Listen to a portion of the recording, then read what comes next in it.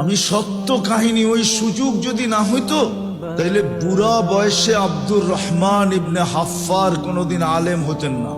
সিরিয়ার একজন প্রবীণ আলেম আছে, ইতিহাসের পাতায় যার নাম লেখা আছে যে বৃদ্ধ বয়সে আলেম হয়েছেন, বৃদ্ধ বয়সে।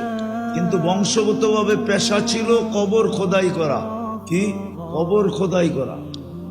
খুনে বৃদ্ধ বয়সে মাদ্রাসায় গেছে দামেস্কের। জিজ্ঞেস করছে, এই বয়সে তুমি কি পড়বা?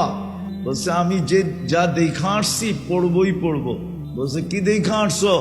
বলছে, আমি কবর খোদাই করতে যে দুটা কবরের দৃশ্য নিজের চোখে দেখা আসছি, এই জন্য আমি ছুটা চলে আসছি, আমি আলেম হব।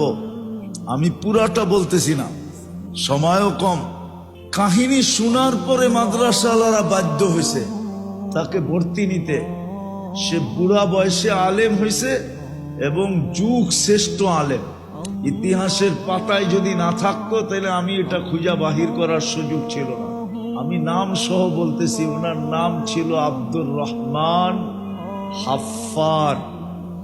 আরবিতে হাফফার বলে কবর খোদককে। উনি কবর খোদাই করতেন। একজন ছিল আলেমের কবর, আর একজন ছিল আলেমের সহযোগীর কবর, যে আলেমকে সহযোগিতা করছে। দুইজনের কবরের দৃশ্য দেখছে। হ্যাঁ,